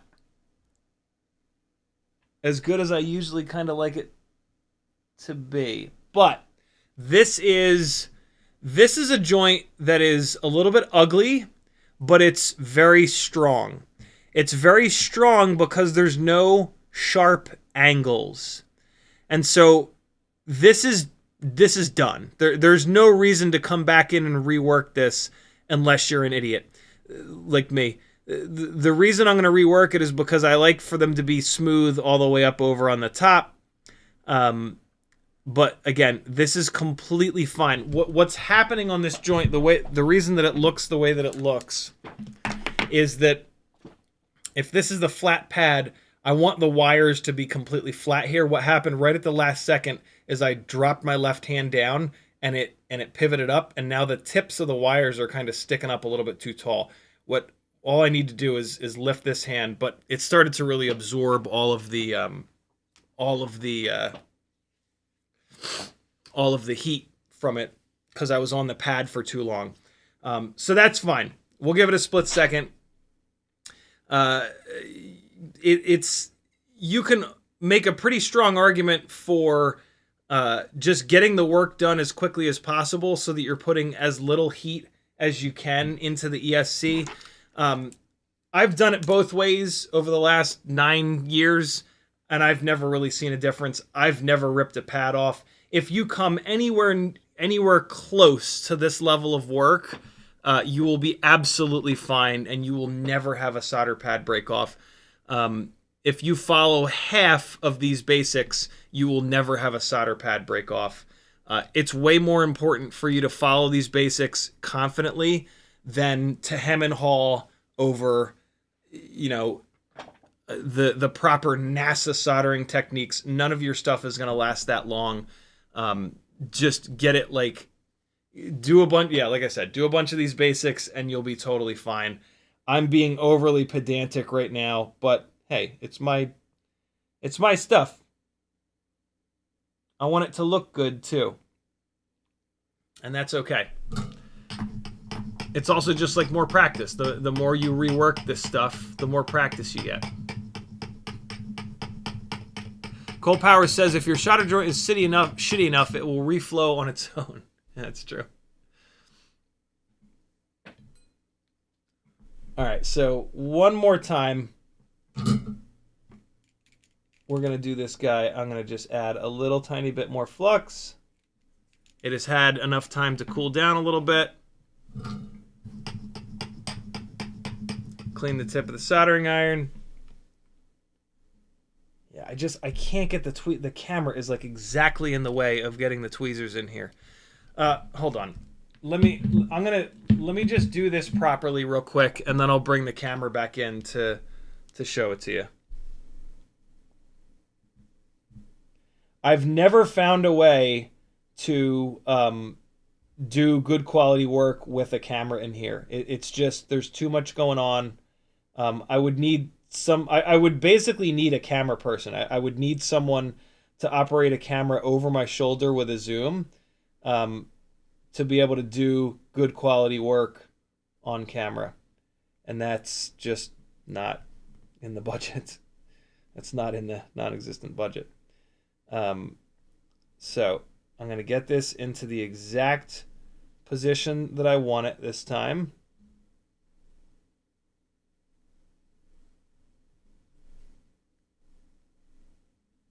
Again, this is me being overly pedantic, but I want to show you the sort of best case scenario here rather than what I'm able to do with everything in the way. Tin the tip of the soldering iron, and now get this guy in here at the right angle this time.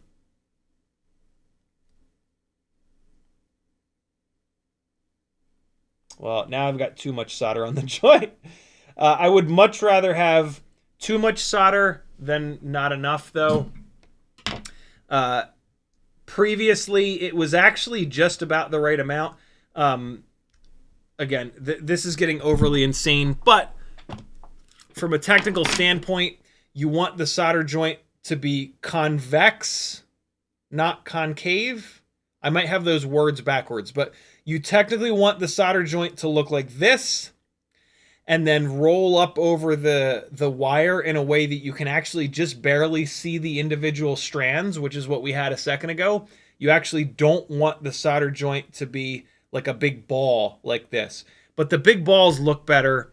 And again, it's not going to make any actual difference. If you have enough solder on there to where there's no sharp edges, if you spend, here's the long and short of it. If you spend your time trying to get the solder joints to look like this, you have a much higher chance of the solder joint actually looking like this. And this is what you don't want.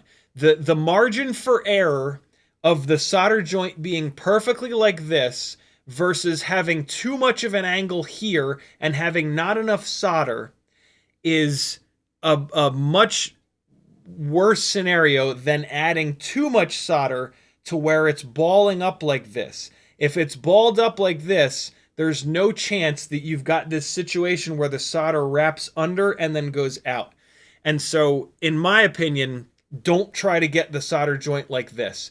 Get it like a big ball of solder, and then chances are it's going to be stronger. If you get it absolutely perfect, yeah, that's the best case scenario. That's the least amount of solder, but you're running such there's just too much of a chance that this is going to turn into like that, and that's going to decrease the strength. So when you look up like best ways to solder, they're going to talk about how this is what you want. Convex, not concave. Again, I might be reversing those, but don't do that. Get a nice big ball. Don't have a big ball of solder to where it's like going out on the pad. That's too much. But have enough solder where everything is nice and smooth. And so when I say everything is nice and smooth, this is what you want it to look like. There's no sharp edges. The sharp edges are what happen when there's not enough solder. You want it to be nice and smooth all the way around. Okay? That's what you're going for. Let me try to do this last one with the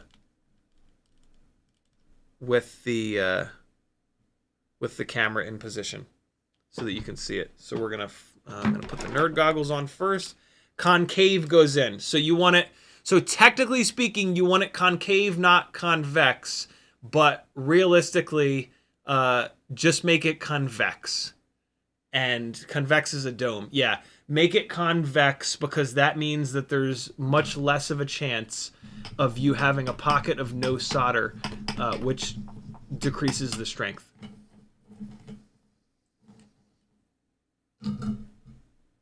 All right. A little bit of flux.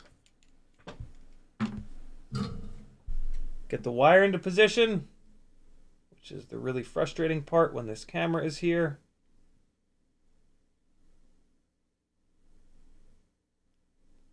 That's pretty good there, though. I got that pretty good. Tin the tip of the solder. You know, if you're starting out, tin the tip of the soldering iron every single time. Just pick up a little tiny bit of solder. It's super helpful. It helps it transfer heat a lot faster. Push down. The smoke is a good thing. That means the flux is burning off. Okay, I'm going to talk about that in a second. I hope you guys could see that.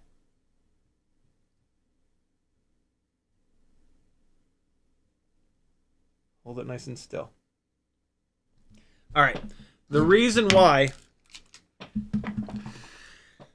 the tip of the soldering iron has like a flat part. You want to use that flat part. The soldering iron, the standard soldering iron tips, they're rounded on the outsides and then they're flat on the top and bottom. I love using those. If you need a sharp point, you turn it sideways and you use the rounded part. but usually you're going to want to use those little flat parts. And so you've got a round wire, right? And then so you've got this flat soldering iron on the round wire. So if you look here, you just have this tiny little contact patch. That's not going to transfer heat quickly enough. So by taking the tip of the soldering iron down onto the fresh solder, if the tip of the soldering iron is clean, it's going to put heat into that solder, and the solder is going to travel towards the heat. And you're going to pick up a little ball of solder on the tip of the iron. If you take that little solder ball, which is liquid now, and you push that down onto the wires, instead of this tiny little contact patch, it's going to wrap around the wire, and that's going to dump the heat into that wire and then into that pad.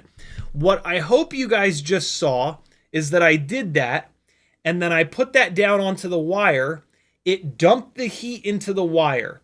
I first saw the tinned wire, the solder on the wire, go liquid, but for whatever reason, the pad wasn't getting enough of a contact patch. That's why sometimes I'll push down a little bit on the wire. Two reasons I do that. First reason is to try to transfer the heat a little bit better. You've got individual strands of wire when it's round. When I push down, it's going to flatten them out, and that's going to help it transfer heat to the pad. The second reason I do it is that flattening those wires out is going to give it more of a contact patch.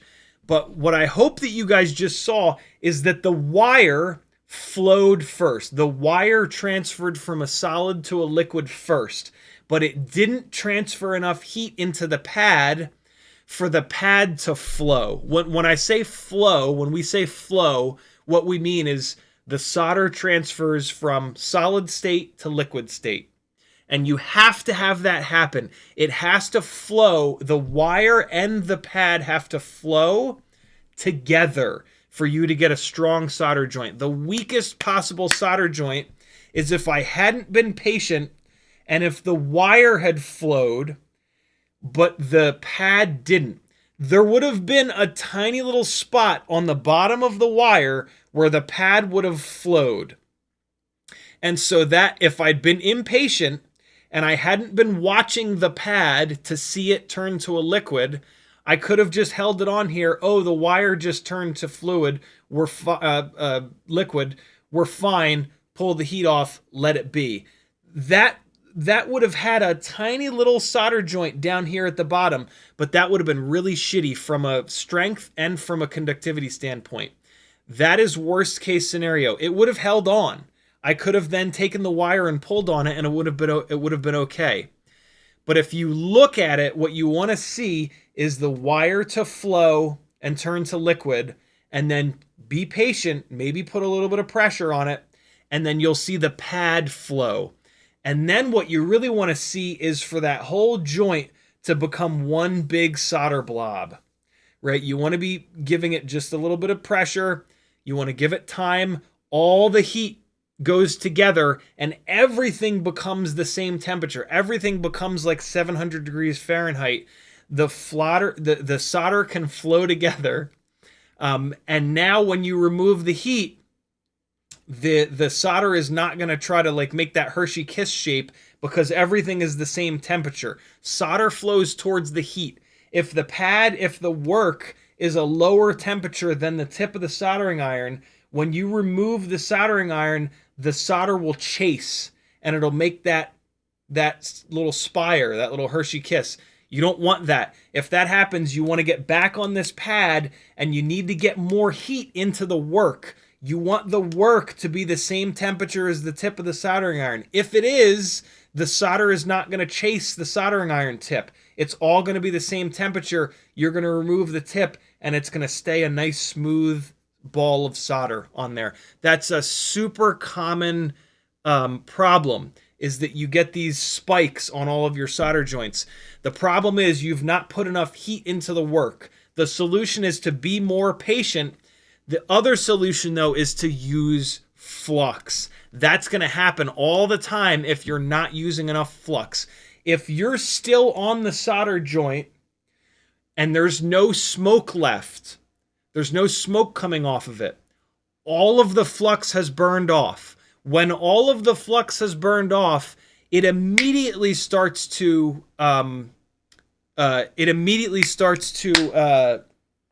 oh, you son of a bitch, you've said this word 14 times today already. Oxidize. It starts to oxidize. And when it oxidizes, the heat transfer gets all weird and angry, and that's when you'll start to have the solder chase the tip of the soldering iron. If you're having a really hard time with that, one of the other ways you can get around it is instead of lifting the soldering iron up off the work, you can kind of slide it sideways off the work. It's hard to do in this scenario because I've got the pad here and then the wires coming in at 45. There's really nowhere to slide it off. If you've got a pad on the outside of a PCB and you're soldering the wire on from the inside, how do I not have an example of this like everywhere? If the wire is coming from the if the pad is on the outside, this is the outside edge of the PCB, and you're bringing the wire in like this. That's super easy. You put the tip of the soldering iron, you get all the heat transfer, and then you just slide it outwards, and that'll prevent that from happening. But really, you want to use flux before you get onto the joint. You want to be as quick as possible, and then you won't have that issue. That's like I said, that's a super, super, super common thing.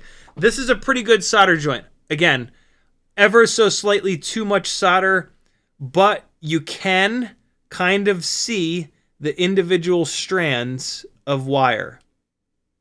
Also, what you don't want are like holes. You don't want like little craters in the solder. That's not good. So these three are pretty good. A lot of times after the live streams, I come back and redo everything because it's just, again, having the camera so close, I can't hold the wires right. I'm kind of like in there, but that's actually pretty good. I just threw an awful lot at you. I tried to keep up on the chat.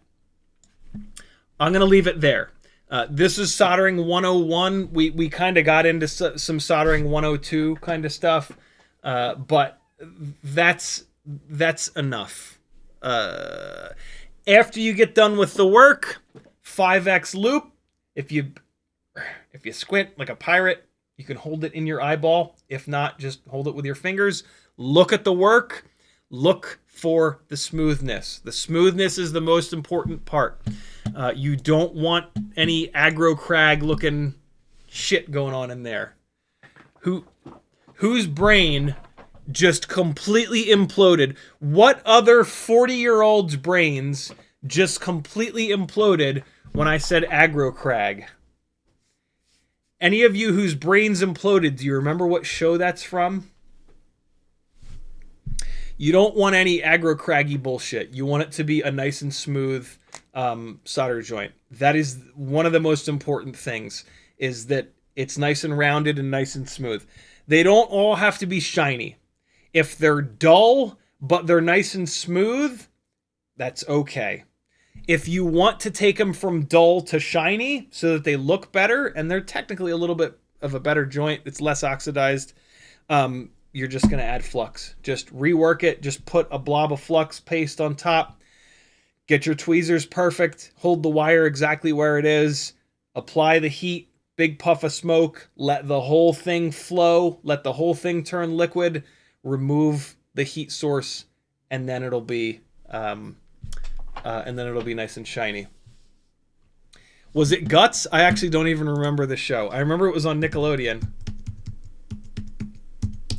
Was it Guts? Nickelodeon aggro crag. I don't think it was it Guts. Yeah, it was it was Guts. Yeah, that's right. There's the aggro crag. I fucking loved this show, yo. So you had to climb this thing. Look up Nickelodeon Guts. Oh my god. That's the award that they won, right? The aggro crag from Nickelodeon Guts, Asperger's and Autism Forum. Resurrecting the Guts aggro crag. Yeah, you had to climb the damn thing. Oh man, Guts, bro. 3D printed aggro crag with LED light. Now we're talking. Oh man, the 80s when TV was TV.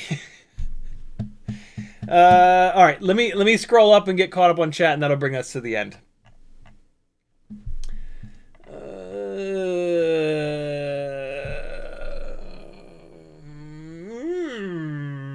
Anybody learn something? Ghastly FPV says, I'm currently trying to reinstall motor plugs in an X12 AIO after I directly soldered, having a terrible time getting the holes cleaned up enough to get them back in. Any tips? Yes, this is diving into like soldering 102, but great question. Through holes, so these are flat pads. Pads are weak. They're glued to the PCB. That sucks. Through holes are super strong. They drill them, and then the pad is like the entire inside of the through hole, and then there's a little bit of a lip up on top. Through holes are so much stronger. You always want to try to use them if you can. The problem with through holes is getting them cleared out, getting the solder out of them. Technically, you don't need to, though. If you can get your wire, if you can get the individual strands of wire nice and bundled up, and then if you can, the OmniFixo helps a ton, because with the OmniFixo, it's got so much like dexterity and movement that you can hold the PCB vertical in a way that you can put. This is hard to do. This is why this is soldering 102. This is tough. But if you hold the PCB in a way that you can see the bottom of the through hole, but you can also bring the tip of the soldering iron in on the opposite side of the board accurately and hit the right pad, you can bring that soldering iron in, hit the pad, it'll put enough temperature into the through hole for everything to go liquid. You can then feed the wire into that hole, into the through hole. Since it's liquid, it'll push the solder out and you'll be good to go. The problem with doing that is a lot of times when you do that, one little rogue strand of wire will not go through the hole, and it'll 90 degree and it'll try to bridge to another pad. It's really hard to do it that way, but it's totally possible to do it that way. The better situation is to get your solder braid and to remove as much solder from that through hole as possible. So you put the board flat, you take your solder braid, you tin the tip of your soldering iron, you get the solder braid on that through hole, you bring the heat down, and the solder braid will wick. This is also called solder wick. It will wick up a bunch of the solder out of that through hole. Sometimes the factories use unleaded solder, which sucks. We use leaded solder, which works much better. Sometimes when those two mix together, it'll be hard to get that unleaded solder out of the through hole. So sometimes what you have to do is solder wick it. You'll see when the solder wick stops wicking up solder, it'll like chase up the wire, and then it'll chase up the braid, and it'll just stop. Get it off of there. If it's not cleared out, you'll have to add some leaded solder. So you're going to tin that pad, bring the tip of the soldering iron in, push some fresh leaded solder into there until there's a bunch in there, get the solder wick back out, re-wick the joint. Sometimes I have to do it 3 times. This happens a lot on the power leads on Happy Model boards. They'll have a whole bunch of the unleaded solder in there, and I'll have to keep pushing leaded solder in for it to mix and then removing it. It's frustrating as hell. It's really good practice, though. If you can figure that out, all of the rest of soldering will be super easy. But that's the long and short of it. Technically speaking, if you have a small enough drill bit, you can actually drill that out. But it has to be a really small drill bit. If you drill it out too big, you'll ruin it. So that's like last resort. But yeah, that's the deal. That's tough to deal with. But the solder braid and patience are the way to go. And typically, again, the problem is that there's a bunch of unleaded solder in there, and that unleaded solder just blows. Kyle Saunders says, what's up? Been flying 31 millimeter HQ biblades, and wow, are they different from the 1219s that came with the Air 65? Fragility aside, I think I like them more. Yeah, they're super lightweight. Super lightweight. Cheetonian says, FYI, your Sunday event in Discord is off by an hour. Why is that? Why is it at full? Oh, because of the time change. Yeah, everything is probably off in Discord. For some reason, Discord doesn't... after every set the clocks back, I have to go in and fix all the Discord events. That's stupid. Yeah, look, tomorrow's event is now at 11 p.m. Discord, get it together. All right, I'll have to forget to do that, and then you guys can remind me again next time. The Inzilla Turbo says, thanks for notifying me just now, YouTube, that this was starting. Sorry I'm late. Did everyone miss me? I wonder if even YouTube didn't get the time change memo. Bad says, another great feature on the OmniFixo is you can use it to deliver power to an item. I use it when I prototype. Yeah, I guess you can. I'll be damned. That's pretty cool. Yeah, you just remove the little silicone jib jabs off the jaws, right? That's pretty slick. I didn't realize that. Damn, it'll even deliver power through the base, won't it? That's super cool. OmniFixo is well worth it. 20-30 bucks, do it. Danzilla Turbo says, oh no, we got that. Thanks again for the super chat, BMO. Thrash FPV says, you got to hold the side. Oh no, we talked about that. Mike Allison says, can you quickly explain the difference in 1102 and 1103 motors from Senior Citizen FPV? Stator sizing is width, height, 1102 or 1103. Stator, the width of the motor, the wider a motor, it does add power, a little bit of power, but it mainly adds better cooling. So the wider the motor, the cooler it's going to stay. The taller the motor, the more power it's going to make. The taller the motor, adding height to a motor drastically increases the amount of power it makes. It actually doesn't, it barely, if at all, increases its cooling. Actually, it makes cooling worse. Wider motors make cooling better because they add a little bit of power, but they significantly improve cooling. So going wider and wider and wider is going to make the motor run cooler and cooler and cooler. Going taller is going to make the motor run hotter because going taller adds a lot more power, but a little extra cooling. And so as a motor gets taller, it's going to run hotter, but it's going to make more power. The ideal ratio of width to height is between 3 to 1 and 5 or 6 to 1. 5 or 6 to 1 if you're picking up a heavy payload, a big heavy camera.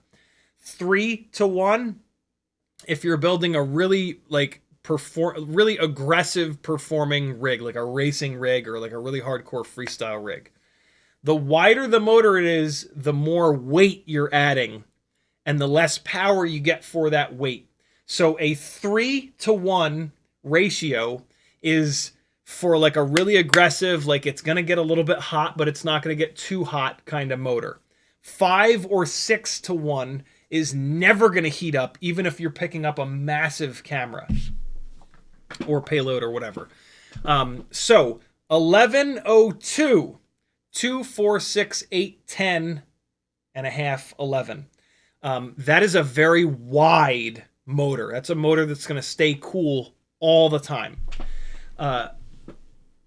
Also, 1102 is like the best motor choice, sort of, for 1S 75 millimeter or 75 millimeter motor to motor, 1.6 inch prop, which is 40 millimeter prop or 45 millimeter prop builds. 1103, 3, 6, 9, 12. So 3.5 to 1, 3 3/4 to 1. That's a much more aggressive motor, but it's a much more powerful motor. And it can handle a bigger propeller. It can handle a 2-inch propeller, a 2.5-inch propeller, a heavier, more draggy propeller. A lot of times at that point, we're up on 2S. So, yeah. The actual difference between those motors is the width, is the height, right? They're both 11 millimeters wide, but 2 millimeters tall versus 3 millimeters tall. But I just dove into it a little bit deeper as to what, there are different scenarios where you would run those motors. Basically, 1103s are for 2-inch props, 2.5-inch props. 1102s are for 40 millimeter or 45 millimeter props, which is 1.6 or 1.7 inch. Denzel the Terrible says, flag the rim light. That would have helped with what I was dealing with in that moment, which was the reflection off those joints. Alfaxis says, where you install the flux capacitor. It's inside the soldering iron. Cole Powers says, if your solder joint is shitty enough, it will reflow on its own. Curtis Hayes says, I like to see per battery cell voltage, so I put battery average cell voltage in the HDOSD. It shows better voltage the sum instead of the average per cell. Ideas. I do the same thing. I've been preaching that for many years.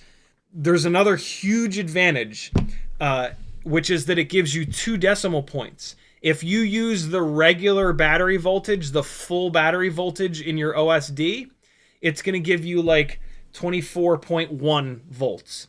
If you use the average battery voltage OSD item, it's going to give you 3.56 volts, and then 3.55, and then 3.54. And so you'll get to see it getting closer to 3.50, and so you'll have much more of a warning there.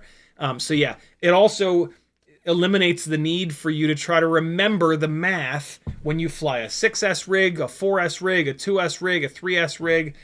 So yeah, in your OSD, always use the average. I think in the OSD menu, it's called average cell voltage. It's going to take the full voltage and divide it by the number of cells for you, so that when you take off, it says 4.35 or 4.2, and then when you see 3.50, you come in and land. No guesswork and more detail. Denzel the Terrible says, hire one of the kids as a second camera operator. Pay them in fruit roll-ups. Good luck with that.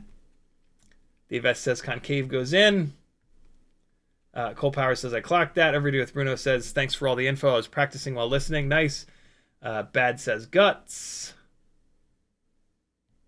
Cole Power says, the name of the show escaped me, but I saw their live show like 30 years ago. Mike Allison says, please, it's solder, not solder. There's an L in there, dude. It's hurting my ears. So, Mike, if I say it solder, then every single person in the U.S. will lose their mind, and the majority of my audience is U.S.-based. So I say it like a cheeseburger munching, hot dog eating American. But yeah, for a while, I pronounced it solder, just to be funny, and the amount of Americans that freaked out has been way higher. This is maybe the first time a European has freaked out, which makes sense. We are way more entitled in cheeseburger land here to think that everyone else should do everything the way that we do it, because we're, each individual one of us is right about everything all the time. So yeah, I will continue to pronounce it solder because that will cause the least amount of comments that I get, and really that's what it's all about, is just taking the least shit from you guys. Whatever I can do to get the least amount of criticism and hate. Not that it's really hate, but you know what I mean. McMuka says, hello ganglies from Davis, California, home of the Aggies. Just got here, goodbye, LOL. Mike Allison says, I will buy you at least one coffee if you say solder. I will always, for fun, say solder. But I don't dare continue to say solder. If you want to hear me pronounce it solder for many years, go like 2-3 years back in the live streams, and I said it that way just as a kind of tongue-in-cheek for a long time. But then, yeah, a whole bunch of people were like, dude, for the love of God, stop pronouncing it like the Brits. Bad says, yes, to deliver power to attach the wire to the base, cut out and place the grabber ring on the cutout on the base. That's awesome. That is super, super, super slick. Like Allison says, thanks. Dave S says, I got 64D, D for durometer TPU. Do you think it will work better for Whoop canopies? I have not tried it yet. If 64 is a higher... So I think the normal TPU... I think normal TPU is 95A. I don't know. I forget how the shore hardness scale works, but if 64 is harder than 95 or 90, whatever the hell it was, 95, then yes, it'll work better for the canopies, for Whoop canopies for sure. Curtis Hayes says, that's the problem / bug. I put average cell voltage and it's showing the full voltage. Oh, no, that's weird. I've never had that happen. I've used average cell voltage for 6 or 7 years, maybe longer than that, and I've never had that happen. That's super weird. Brains Bean says, my buddy only uses total voltage and has warnings turned off, so I always over discharge packs on his rig when I fly it to tune. That sucks. Cold Power says, and now I want a cheeseburger. Alexander Lewis Hughes says, say it, Frenchie. Say chowda. Oh, God, what's that from? Oh, fuck, what is that from? Say it, Frenchie. Is that from The Boys? No. What is that from? Is it The Simpsons? Oh, God, it's The Simpsons. Man, I watched The Simpsons growing up, and then I stopped watching them. SMY or SMY with the last comment of the live stream. He says, which screws should I use for mounting AIO plus Walksnail 04 plus canopy on the frame? Is it M1.2, M1.4? I have a hard time finding ones which are long enough.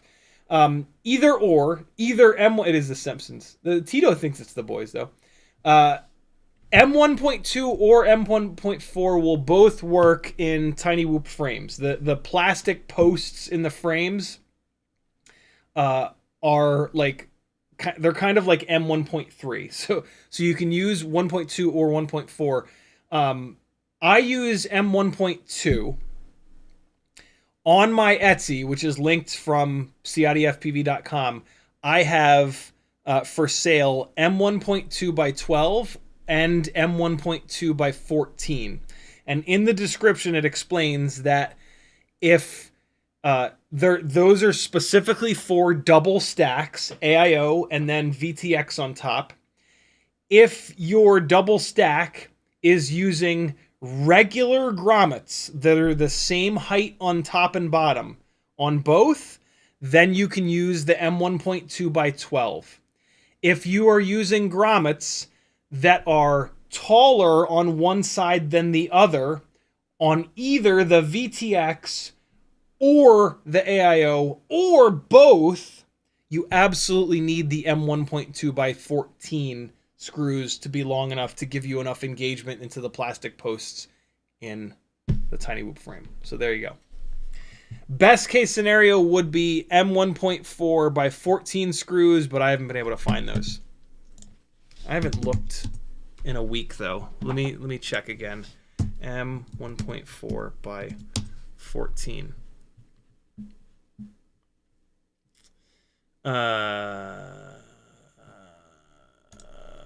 This might be them.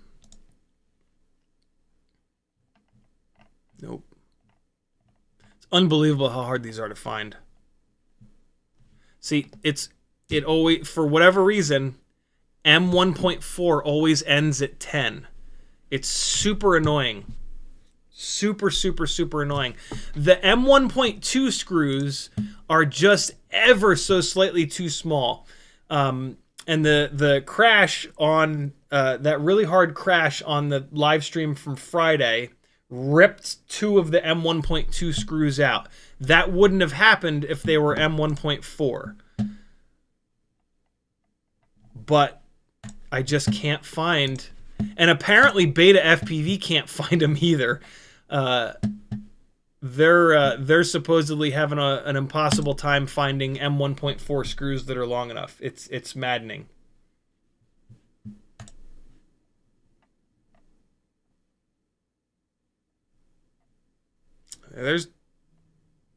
See, all I have to do is say it on a live stream and then it'll actually happen. But see, I don't like these. I don't want these machine threaded screws. These threads are too close together.